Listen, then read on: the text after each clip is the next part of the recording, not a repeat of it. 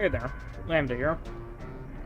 I see a lot of new players for Phasmophobia in the Discord server, and I'm usually kind of active there often. Now, the thing is, there is a lot of videos discussing, like, all the specific, like, equipment and such, but, you know, I wanted to make one too. Because sometimes, you know...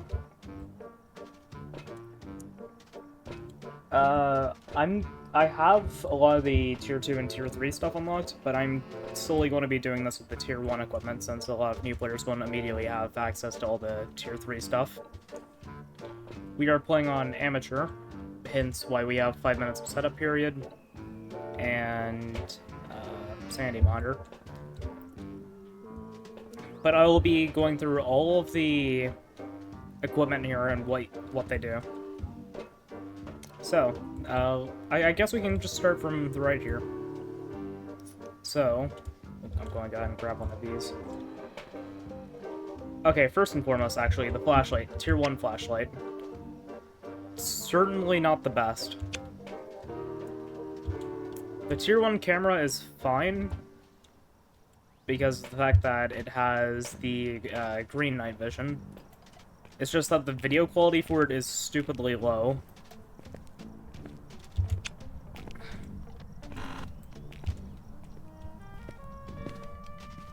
And because we're playing on Amateur, the fuse box starts enabled.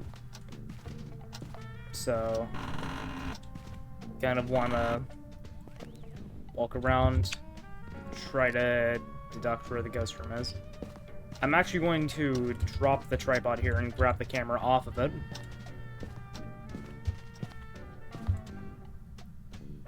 If the ghost interacts with anything and we get ghost orbs, or if we get ghost orbs, I should say, then,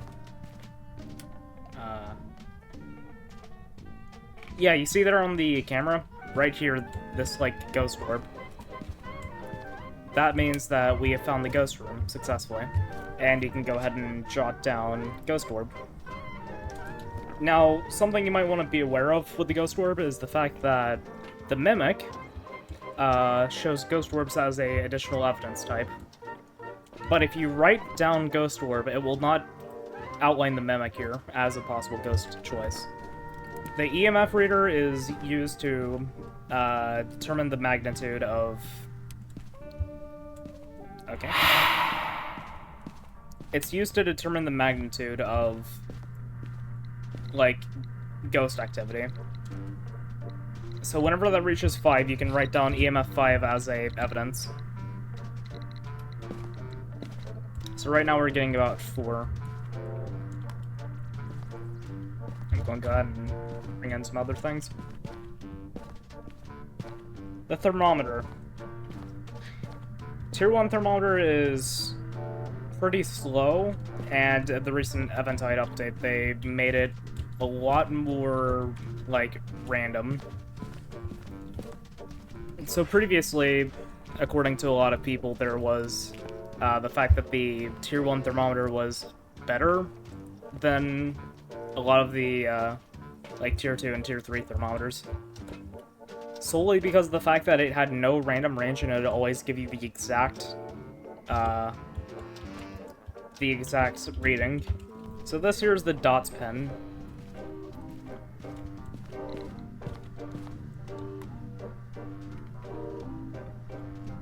So this is the ghost writing book. You place it down and wait for the ghost to interact with it. It's that simple. You might want to move some objects out of the way so that way they have less to interact with. Oh wait, thermometer? Okay, well, still pretty high. With the UV flashlight, you can check around for handprints and such, you know. The spirit box. Tier 1 spirit box has a very low response frequency.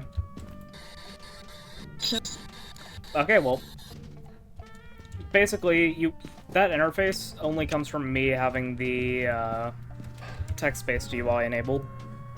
But if you get a response by, like, asking, like, how old are you, what is your name, that kind of stuff, then you can mark down spirit box as evidence. Also, back to the Mimic real quick. The Mimic, you can actually, on higher difficulties, it's a lot easier to figure out because of the fact that they always show ghost orbs as additional evidence on higher difficulties. Now with the salt here, the salt can be used to like, rule out one kind of ghost, and that is the Wraith. If you put down salt and if the ghost doesn't step in it, you got yourself a Wraith. If you want to be extra sure, you can put down a motion sensor. But because Wraith is not a possibility, it will step in the thing. And also, gives you a great opportunity to see if it has UV footprints, which no, it doesn't, so. The camera is used to get photos. I know, crazy revelation. Still not quite freezing. I'm not really getting that big of EMF readings, so... If you ever get something like that, it's just an event. Don't freak out. The only time you should freak out is if you see the door close.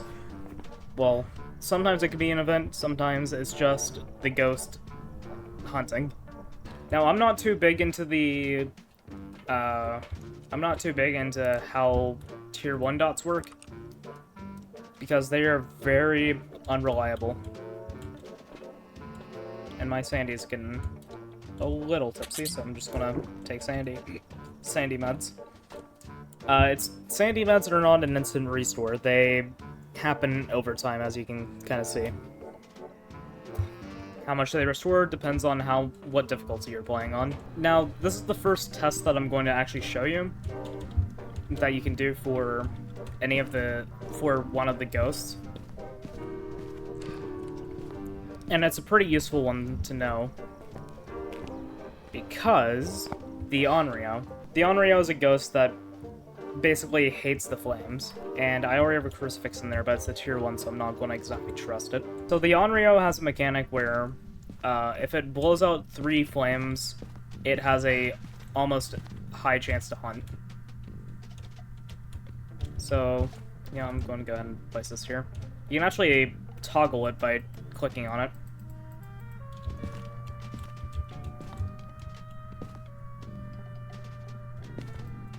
Okay. So flames act as a crucifix for the Onryo.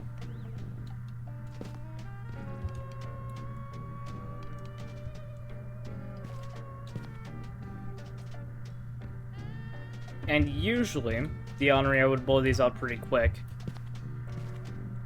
How's our temps doing? Not freezing. I guess you can go ahead and mark out freezing temperatures, meaning it's a yokai. Now, common misconception be it, you don't actually have to grab your equipment and throw it all back in the truck for you not to have to pay for it. It's only if you die or if they're consumable objects, like this. Any consumables like salt, like incense, sandy meds, the tier 1 igniter, which is just a book of matches. These are all consumable objects because they can run out of uses. And you would have to repurchase those. But as long as you're alive, or the person who supplies the equipment is alive, then you won't have to rebuy any of this.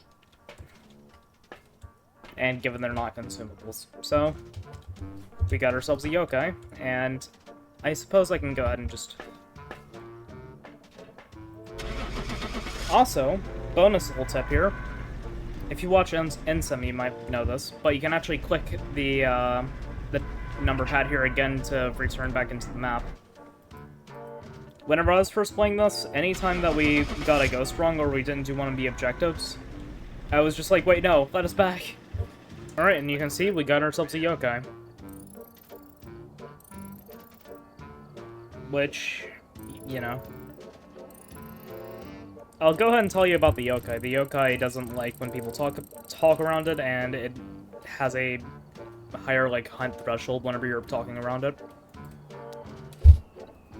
So yeah, that's basically most of the equipment. There is some equipment that I didn't cover, like the paramic, the incense, sound sensor I didn't cover.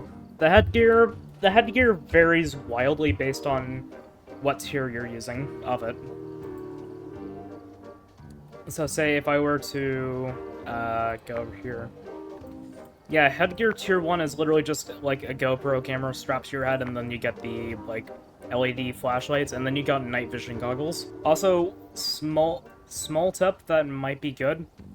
Always read the descriptions of certain items, because there's certain things that you might not know of. Like, for example, here on the tier 3 tripod. If you wouldn't have read the description for this, then you wouldn't know probably like that you can click on it to change its like sensor shapes. Even the tier 2 motion sensor here, you can change it from the narrow beam like in front of it to basically like 2 facing outwards. That's all I got for you. Goodbye and happy hunting.